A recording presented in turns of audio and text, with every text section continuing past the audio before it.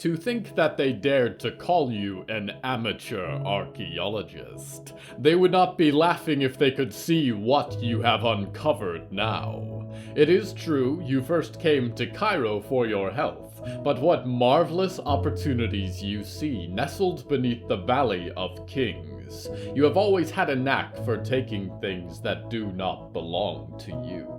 You nod, and the men with the crowbars begin to pry away the stone door, breaking the seal to the inner chamber. You grin at the treasures around you. Whatever is deeper within will be the best yet, and it will all look marvelous in the museums of London with your name on a tag beside each item. The door is open, and you walk through into the darkness. In the torchlight, you can see that there is nothing inside, just black dust hanging in the air, and it is burning in your lungs. You begin to shake, and little sprouts and flowers are blooming on the back of your hands, and in your head you hear a whisper saying, "Hello from the Hallowoods."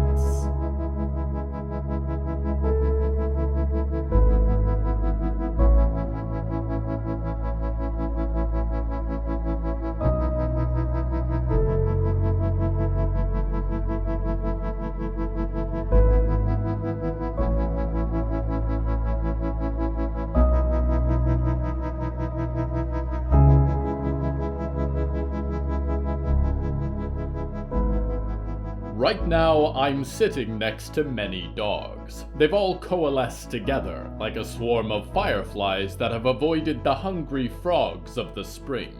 They know that I am here, but their immediate concern is for their master. She sits this evening in a house of death. The theme of tonight's episode is tombs.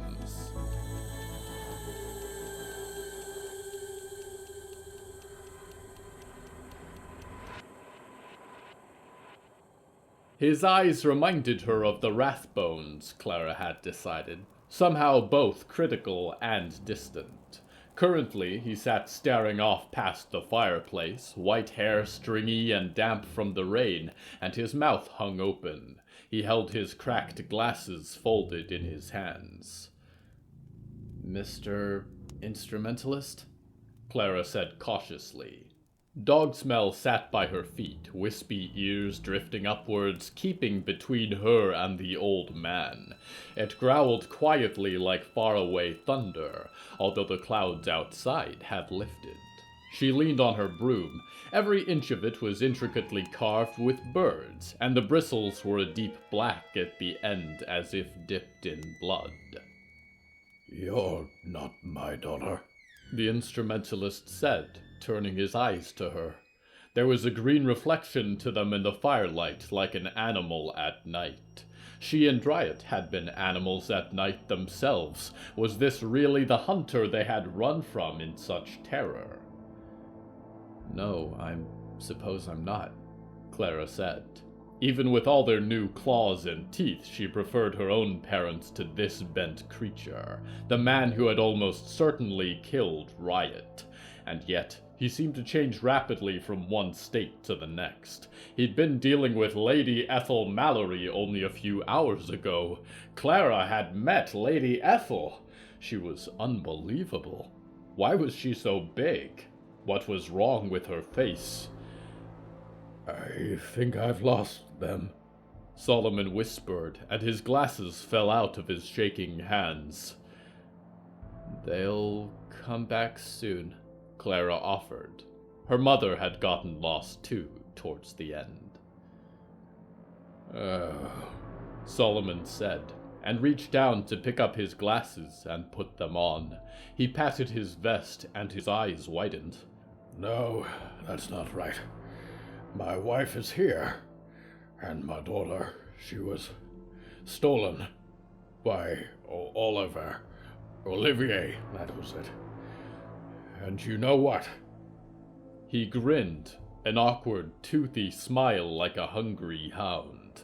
Clara's eyes widened as a woman appeared by his shoulder behind the chair. She glowed a ghastly pale color, and Clara felt a chill run down her back as the woman stared at her. "It's not going to matter soon," Solomon said.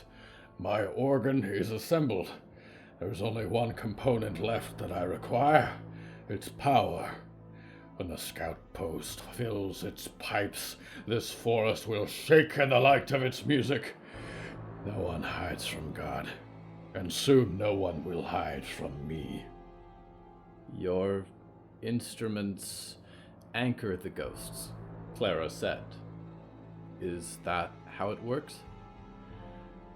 "So they do teach you something in that confounded library," Solomon said. "Yes, but even my collection, nearly 100, I think, pales in comparison to what this organ will be capable of. A wave of fire, a storm of destruction played by a single song, hundreds of souls plucked from their degenerate lives and put to the Lord's purpose." "To your purpose," Clara couldn't help herself from saying. Her mind was racing. What if Riot was one of Solomon's horde? What if she was here? "You would think so low of me," he said, and looked wounded. "Do you think I take pleasure in my work, inflicting pain? I do not. But I am a craftsman, and this is required for my trade. I have no joy in using the rod, believe me, but these people have already fled the staff." "Killing people just doesn't seem very loving," Clara said. It was unwise to get into theology with him, she knew, but he had taken Riot from her. Why? "Love," Solomon said, and smiled wearily. "Who said anything about love? You have listened too much to the new preachers. Their soft hearts, their accommodating religion. Perhaps it is the fault of your Bible, which is missing several key texts, removed to soften the truth. No." Solomon looked again to the hearth, his unkempt brows knit together. "The Lord is flame and righteous anger, a pillar of cloud by day, a pillar of fire by night. We do not serve him because of love. A God of love would not kill his children. God is to be feared and worshipped and served. We sing his praises and thank him that he does not strike us down for our iniquities. So it always has been and will be. God is the end of days, Clara. God is a black eternity. But we must serve, for to be with him in his infinite empty heaven is better than what the devil will do with us if we let him have the chance. Destroy your very soul, tear it apart, make it into weapons for his army, suffering that never ends. In the face of the cosmos, this is grace. This is the most loving thing I know, to save hundreds from that fire below our feet. I would not wish that fate even on the sinner, Clara. Not even on the scout post and their degenerates. This is love." Clara said nothing, staring wide-eyed at the fire. Images flashed in her head, the forge, the flaming horns, and the kiss.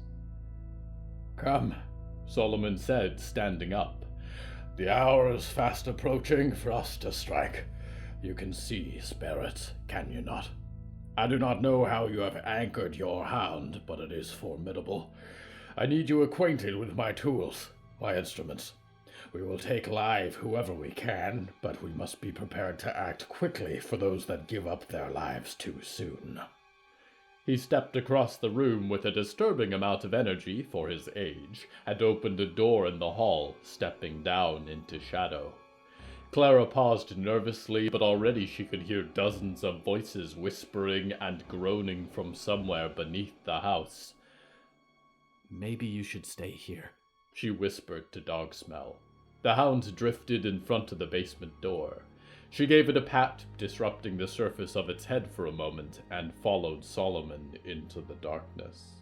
Immediately she had no breath in her lungs, and her fists clenched around the weathered wood of her broom handle. They were everywhere. Every wall. Dozens of spirits hanging from wires or lurking in the depths of a cello, fingers creeping out from the flared end of a trumpet. A small boy with no skin sat on the workbench, and a man whose halves were held together by organs like strings glared at her from beside a large cabinet. "Oh, God," she gasped. She had to gather it all, shut out the panic, force the lifeless air into her lungs. They were people, she tried to reassure herself. They weren't dangerous, they had been ripped from lives just like hers. They needed help, but that made it worse, because who was she helping but the man who had put them all here? She noted, with a little relief, that Riot's face was not among them, although that was no guarantee that she wasn't buried in the flower beds outside. The lights flickered on, and the ghosts became just after-images, blurry halos around each of Solomon's instruments. A shattered fiddle sat on the table, and behind it was Solomon, watching her with interest. "What do you think of my collection?" he said. "I don't see an organ here," she breathed, avoiding the question. "A basement would be an ill place for an organ," Solomon frowned. "Now, we have planning to do. A method of attack. I have drawn the scout post out here," he said, unrolling a scroll of paper across the table. Rings of walls and gates were sketched in intricate detail. "Are there any other instruments besides these?" Clara said. "That contain souls, you mean? No, this is the extent of my work. I had a grand piano, beautifully carved, bone slivers so delicately applied for the keys. It was destroyed, I think, and the harp that houses my daughter now has been stolen, as you saw. That we will recover." "Oh?" Clara said. "That was your daughter?" "Yes," Solomon sighed, examining the broken fiddle. "The harp was made for an old crow of a woman. I disremember her name. An angel fell out of that very cabinet and stole her away. I know not to what purpose. Either way, her soul rests now with the Lord. At least my key was retrieved from the girl with the shaven head." "What happened to her?" Clara asked, looking up a little too suddenly. She tried not to breathe under his scrutinizing gaze. He picked up a piece of the fiddle, eyeing it. "I suspect her to be dead," he said. "Not that her life was of much consequence. Now, to war." "Right," Clara said, and tried not to show how deep her heart had fallen in her chest. For a moment she truly hoped, and it had been a mistake. The ghosts shivered and moved away from Solomon as he stalked around the room, and as he tapped his fingers on the desks, the strings and keys of his orchestra echoed in the pale light. Best to wait for the right moment, Clara decided. He reminded her of the Rathbones, a solemn patriarch, stooped and hateful. He would have one more thing in common with them soon, she hoped. He would be dead.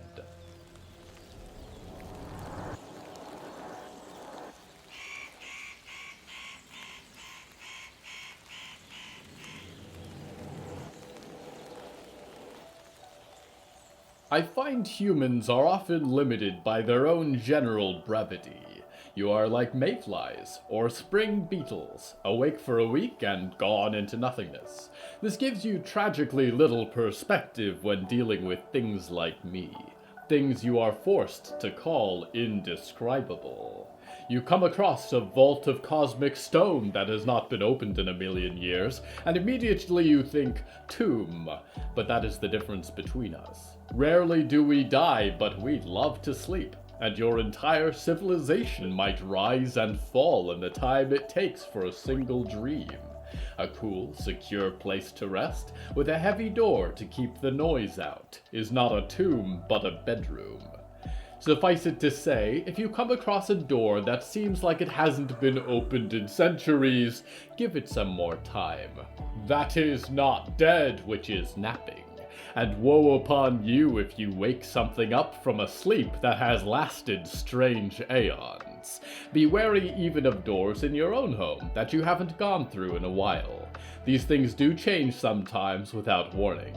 If you think they don't, well, you haven't been around long enough to notice. We go now to a thing long dead, entombed in a leather jacket.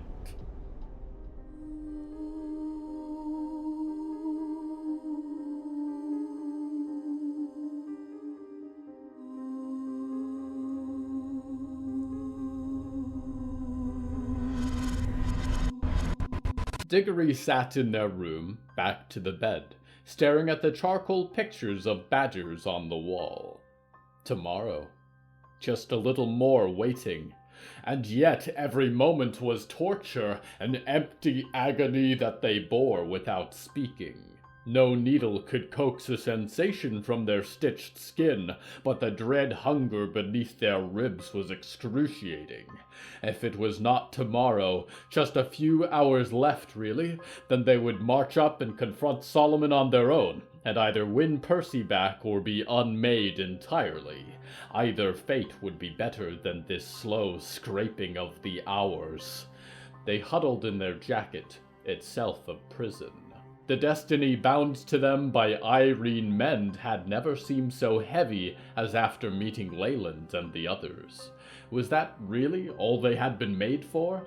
A servant in the garden, someone to dig a grave for an old woman and left alone to drift.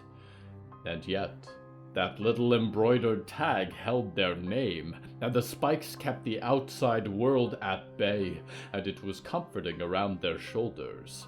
It would have been all right with Percy's familiar key in their pocket. Tomorrow. A sunset and a sunrise away. Could they really follow Riot into battle? It was odd to think about, and they flexed their sharp fingers. They were always so controlled, but for Percy they would tear an army apart without flinching. That scared them. There was a sound from outside that reverberated in the air and shook the marbled glass windows, and immediately Diggory stood. It was the thunder of the cloud person in flight.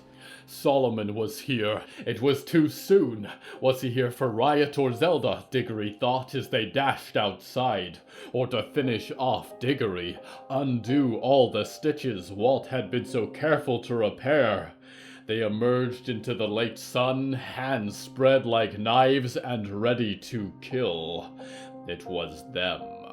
Blue hair, strange eyes, the intricately embroidered cape. It seemed to be missing some of its clouds. In their hands they held a harp, and they set it down in the gravel beside the fire pit. Immediately Byrne was shouting with a crossbow aimed at the stranger, and Violet was screaming, and combat scouts with carved spears were pouring into the yard.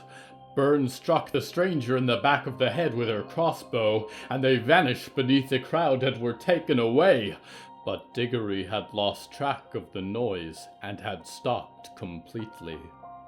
Percy was standing in the scout post courtyard, a few feet away, and flashes of light illuminated him as he looked up. There were new clothes in his form, a collared shirt and a sweater to replace the old tattered dress. Without thinking, Diggory threw their arms around him, and Percy was all too real, holding weight against Diggory's hands, electric light crawling against their body, blazing in Diggory's hands and against their lips. "Are you all right?" Diggory asked, and Percy's head was against their shoulder, tears smoldering in their jacket. They put a hand carefully into the boy's hair, although they were not sure if you could cut a ghost, no matter how bright he burned. "I am now," Percy whispered. The feeling in them made Diggory want to sit down, as if there was a beating heart beneath their stitches, as if all their bones were going to come apart. Percy was back. He was safe. He was in their arms. Beyond them, the blue-haired person was being taken into the dark room on the far side where Byrne had once questioned them both. I have been writing many words for what I would say to you if I saw you again, Diggory said. But I forget all of them just now. I missed you, Percy said, and looked up. I'm in a harp now. I noticed, Diggory said, and although Percy was beginning to return into soft light, Diggory acted as if to carry them over to the harp, kneeling down beside it. Your father did not make another piano? Diggory said. Small white fragments were set in delicate patterns across the top edge. Diggory realized this must be what was left of Percy's piano key. If he was going to make an effort, I think he would have started before now, Percy said. Diggory nodded. We will get you free of this. Obviously, Percy said. Hey, what's going on? Riot called, and Diggory watched as she burst from her room by the infirmary and almost tripped down the ramp. She picked herself up and ran up to Diggory. Percy shone like a flashlight, and she stared at him in wonder. You're back? You're back! Well, back as in here. Hi. Olivier brought me here, Percy said.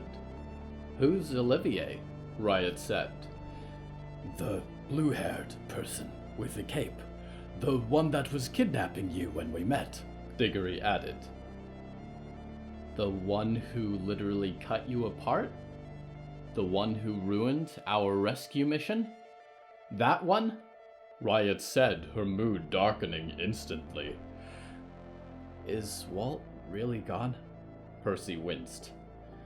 You know who to thank, Riot said. Where are they now? I think Byrne is questioning them, Diggory said. By the way, Percy said, turning to Riot, your girlfriend? She was named Clara, wasn't she? Yeah, Riot said, her eyes widening. Did you see her? Kind of, Percy said. She's not an instrument, don't worry. But it's kind of worse. I think she works for my dad. Oh, Riot said. That doesn't make any sense. Clara with the glasses? And the ghost dog? Yeah, Percy nodded. Also, Olivier goes by she, her pronouns, but I think it changes. Maybe we're supposed to ask. Great, Riot said. They'll look real nice on her tombstone. We will let Byrne question for a start, Diggory said. Perhaps Solomon has lost an ally. She asked if I would put in a good word for her, Percy said.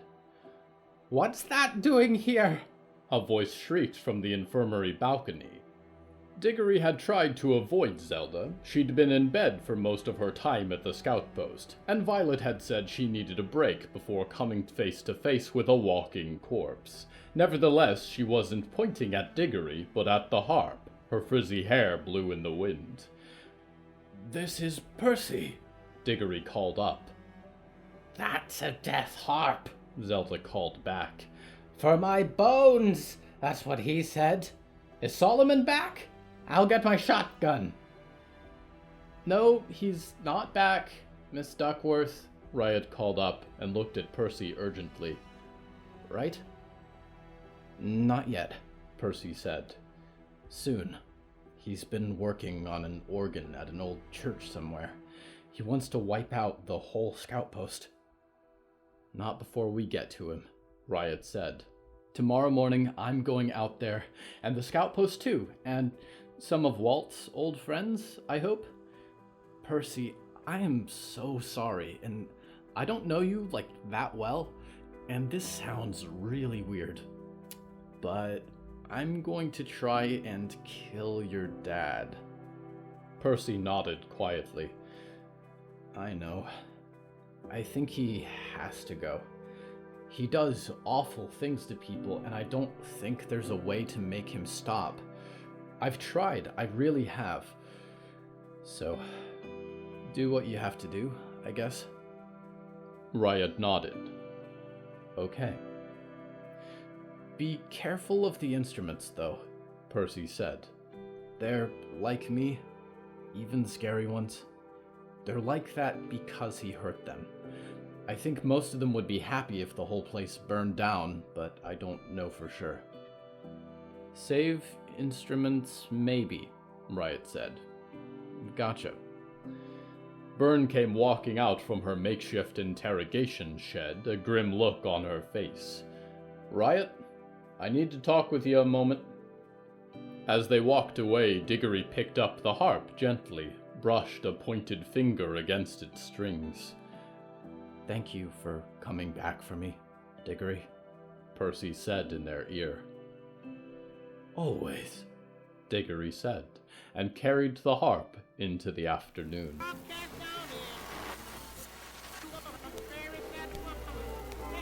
Welcome back to Marketing with Lady Ethel Mallory. By this time in the course, there are only 6 of you left. Well done on making it this far. Let's talk about death for a moment. In several of her songs, 20s singer Valerie Maidstone, and others, but she remains a prime example, would call our dreaming boxes coffins, compare us to tombs or mausoleums. This is the opposite of the brand image we need to present. In a sense, they're not wrong. Most dreaming pods are 8 feet by 3, the dreaming box silent even at full operation, and our ideal customers are born, live and die here. But for a customer, their experience is anything but grave. What they see is color and light, friends and family. They will never walk out of the dreaming box, but they'll enjoy every moment for the rest of their long lives. And even if they didn't ask for it, it's what they want in the end, isn't it? It's more than you or I would ever be able. Enjoy your lights and stories and distractions, dreamers of the Botulus Corporation. You cannot hear my voice, but know that we who watch from outside see rows of boxes within boxes, and the last of your kind withering away as the stars leave their trails in the sky. We return now to Diggory Graves. Are you ready? Diggory said. Please, Percy replied. Diggory dragged their fingertips across the delicate carvings in the wood, flowers and scrolls and birds, and caught on the edge of the largest bone fragment. They exerted a little pressure, and the framing wood cracked and the chip came loose. It was placed into an empty licorice tin donated by Byrne. There were many eyes watching them from around the fire, Byrne and Violet holding each other's hands, Riot with her sword propped up in front of her, Zelda with her hair like smoke, and Olivier taking small bites of a meat skewer. There was a blue shine in her eyes, and Zelda glared at Olivier suspiciously. Jonah and Hector stood by the bonfire, grilling dinner. You're sure this piece is all you need? Diggory said. Yeah, Percy said, sitting on the edge of the fire, his head in the flames. Burn the rest. Diggory nodded and picked up the harp, placing it into the fire. The flames were slow to seize it, but soon the embers crawled along the delicate carvings, withering their images, and the strings buckled and warped in the heat. One by one, the threads of light streaming from Percy's sleeve snapped and went dark. Does it hurt? Diggory asked. No, Percy said. It feels good. Percy closed his eyes and leaned back into the fire, a shock rippling across him with every broken string. The harp was a charred skeleton and finally broke into embers. Only one string remained, spilling into the tin resting on Diggory's knee. I'm really glad you're back, Percy. Riot spoke up, twisting the point of her sword in the gravel. Diggory's been worried. I have certainly been worried, Diggory said. And tomorrow morning, it's going to be different, Riot continued. I don't know if anyone will show up. I don't know the names of all of Walt's friends, or even if they could understand me, but I'm going to be there. And I think only me or Solomon will be walking away. I'm going, Percy said, opening his eyes and leaning out of the fire. I might be able to distract him or something. Are you sure? Diggory said. I'm sure seeing him again will be unpleasant for you. Percy nodded sharply. It is, but it might be the last time. It's rough losing your dad, Jonah said, depositing a plate of skewers on the edge of the fire pit. Mine got lost in the forest out here. We weren't super close towards the end, but I still miss him now and again. Zelda coughed and cleared her throat. We shouldn't talk too much about what we're doing. His little friend is sitting right there. She pointed to Olivier. Olivier raised a hand and a meat skewer defensively. I'm not his friend. He's been horrible to me too, though not quite as bad as to you, Zelda. I'm going to help us get rid of him. You're a liar, muttered Zelda. She's not lying, Jonah said, and he and Zelda exchanged glances. Jonah's eyes had a shine of their own. Okay. Riot clenched her teeth. Well, most of us will be rallying at the main entrance, I think. I should have clarified that in my speech. Olivier, whatever you can do to slow him down. Olivier nodded and put her hands in her lap. Thank you. Diggory examined their own hand, the stitches Walt had put across their palm to repair Olivier's damage. Percy came floating out of the fire, reducing in brightness until he was just a twist of light in Diggory's eyes. Diggory, he said, will you carry me? Of course, Diggory said, and put the licorice tin in their pocket. The thread that fled from it was as thin as spiderweb, a loose string from Percy's sweater sleeve. Thank you, Percy said, and came to rest against Diggory's chest, although Diggory could not feel it. All right, everyone, Riot said, standing up, both of her hands on the pommel of Walt's sword. So, here's my plan.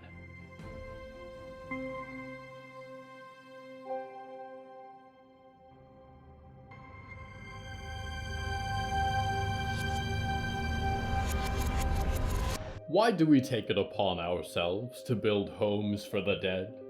They have no need of marble or star-struck obsidian for sculptures or hieroglyphic histories. And yet when we visit we feel close, if not to the one we grieve, then to their memory. Maybe it's not too much to ask to have a place for remembering a particular someone.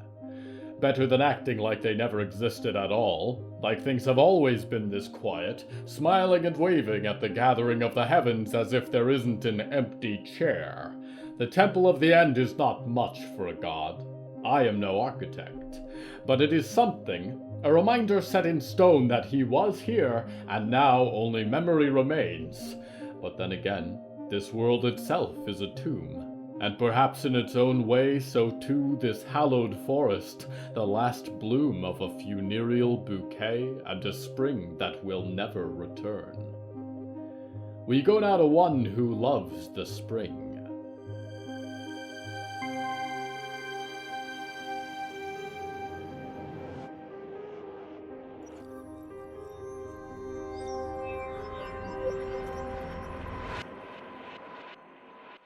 Amen, Solomon said, and let go of Persephone and Abigail's hands as supper commenced.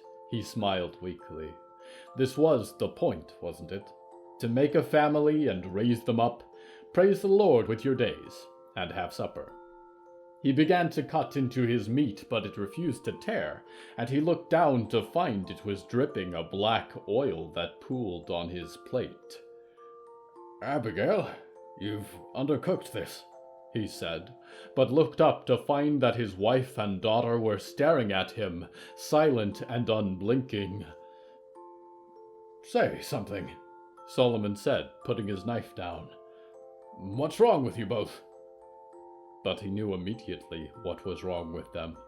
Persephone's lips were sewn shut, and the back of Abigail's head was missing. Solomon shouted and stumbled back in his chair and tipped over into infinite shadow, and knew that the darkness was holy.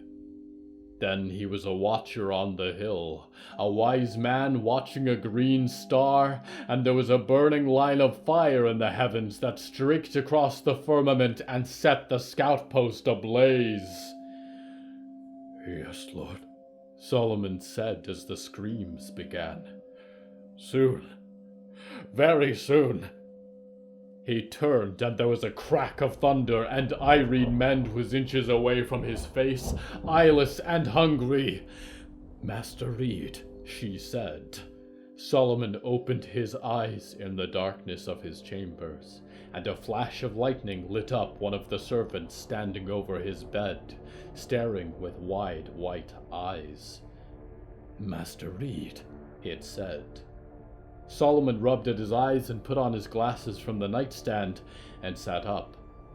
It is early, and you are not supposed to be in my house. What is it? There is a visitor, it said, a stitched face pale in the next flash of lightning. Send them away, Solomon said, or kill them. Why is this such a difficult task for you all to grasp? We cannot, it said. He will not be sent away. He demands to speak with you. Solomon escaped the bed with some difficulty, pulling on decent clothes and his new coat. He felt for everything in his pockets, all as it should be. He tucked the conductor's wand up his sleeve and clicked the locket with the photographs of Abigail and Persephone around his neck. I said to kill intruders from now on, Solomon grumbled, fixing his tie. Scrambled, pointless brutes. For a long while I thought Irene had discovered some great secret, some genius of life to make you all. I see now her work was half finished at best. Babylon the Great, an old woman with an eye for evil and a tongue for deceit. She saw through your lies, it said, and Solomon turned to face it. What did you say? There was a cry from outside then, someone shouting his name. Today is the day, Solomon said, slipping on shoes and allowing his hair to spill down over his shoulders. Today is the day I dismantle you all. He descended the stairs and opened the front door and stepped onto the porch. The sun had not yet begun to rise, and he could barely see, but a tongue of lightning flashed high over the wall of trees and lit up the scene before him. The rain fell all around, but the ground around Solomon's house was perfectly dry. What caught Solomon's attention the most was the figure standing in front of the tunnel mouth, standing bright against the wall of pines that enclosed his grounds. "Solomon!" the figure called, and there was a flash of green light from its eyes, and Solomon recognized it instantly. He felt to lean against the porch rail, and the world beneath him seemed to tremble. It was the angel, the ashen and terrible herald that had walked out of the heavens from his cabinet and spirited Zelda away. "Solomon," the voice continued, "your day has come. It's done. You can come out unarmed and this will be peaceful. If you don't, we'll drag you out of that house." I do not understand, Solomon called back, shielding his eyes from the green light. I have much work left to do. In a dream not moments ago, the darkness made his will known to me. It cannot be my time to die. Come out with your hands up, Solomon. Solomon squinted through the sheet of rain, his breath fogging up his glasses. The man was wearing a yellow hat and boots, and Solomon remembered his truck had been stolen. What manner of angel had need of earthly transportation? Solomon dug his nails into the porch rail. He had been deceived. Even Satan disguises himself as an angel of light and leads astray the holy with his words. I know what you are, Solomon shouted, whipping the conductor's wand from his sleeve. You shall deceive no more, servant of the fire. He flicked his wrist, and his orchestra stirred into glorious song, and the ghosts poured out of the doorway of his house, racing through the air like hornets, leaving trails of light and the downpour. The music in his mind soared, cellos and violins singing bright as the ghosts descended on the false angel, and he screamed as he was torn apart by their holy hands. The stranger fell to the ground, and the smoke in his flesh was quickly put out by the rain. Solomon nodded, lowering his wand, and the spirits drifted back. Truly the devil grows bold lately. My organ cannot be completed soon enough, he said to the sky, and turned to go inside. Solomon, a voice called, and Solomon whirled around. The angel was there, eyes shining with light like a prophet, standing beside the fallen body. There were no rents in his yellow jacket, no tears in his flesh. He stepped over the corpse towards Solomon. Impossible, Solomon said, and turned to the servant standing inside the door. Send a message to the vicar. Tell him I require his help urgently. Bring the box. Bring the whole congregation. He turned back to the risen stranger. You have no purchase here, devil. This is sacred ground, he called, and jabbed his wand in the stranger's direction. The ghosts whirled again, a storm of pale crows, and carried him into the air, twisting him apart like breaking bread. He fell over the remains of the first, and the rain began to wash his blood into the stones. And yet, Solomon looked up, and again the angel stood with holy light burning in his eyes, peacefully over the remains of the first two. Like I said, Solomon, the angel said, and as he did, he raised his hands, and his voice was thunder in the mountains, and the stars seemed to burn so bright they lit up the storm clouds above, shining down like the green light of heaven. This is the end. You've hurt my ma, my friends, too many good people to count over the years. This is not your forest. We do not want you here. Solomon, this is the end. The figure turned and walked through the rain into the tunnel, vanishing into shadow. The torn corpses stared with empty eyes at Solomon from the drive.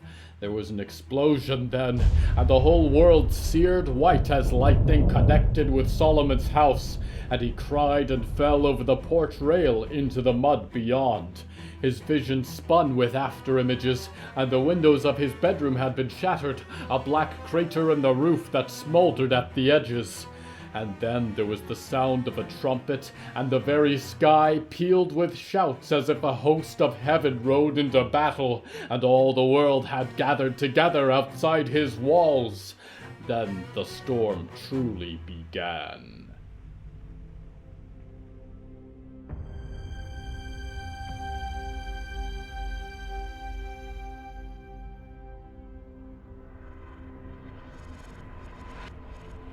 Tombs. I've spent a great deal of time in them, but then again we've all chosen tombs of our own making.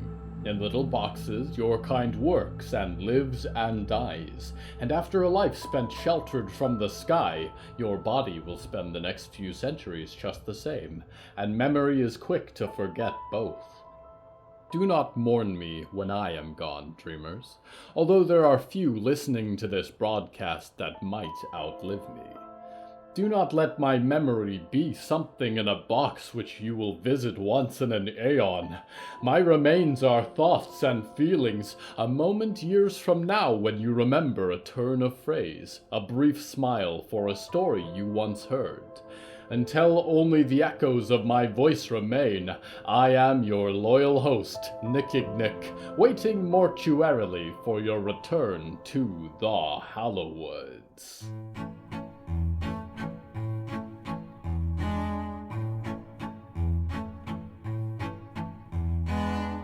Hello from the Hallowoods is written and produced by William A. Wellman. Hello, that's me. If you enjoyed this show, please don't forget to follow it and share it with a friend. The bonus story that goes with this episode is called Hunting Hour, and it's available on the show's Patreon at patreon.com/Hallowoods. Because we operate without ads or sponsors, our supporters are all that keeps this show going. Plus, supporters get weekly bonus stories, behind-the-scenes content, exclusive merch, and even more. Merchandise and episode transcripts are available at hellofromthehallowoods.com. You can even find us on social media at the Hallowoods. Music is used under license from artlist.com. Our opening theme is Forest Overture by Yehezkel Raz, and the closing theme is Farewell by Melba Sitzman and Matan Efrat. Until next time, dreamers, please don't forget to put flowers on the grave of your local ghost. Not for any particular reason. The ghost just thinks they look pretty, and it's been a while since someone did something nice for them.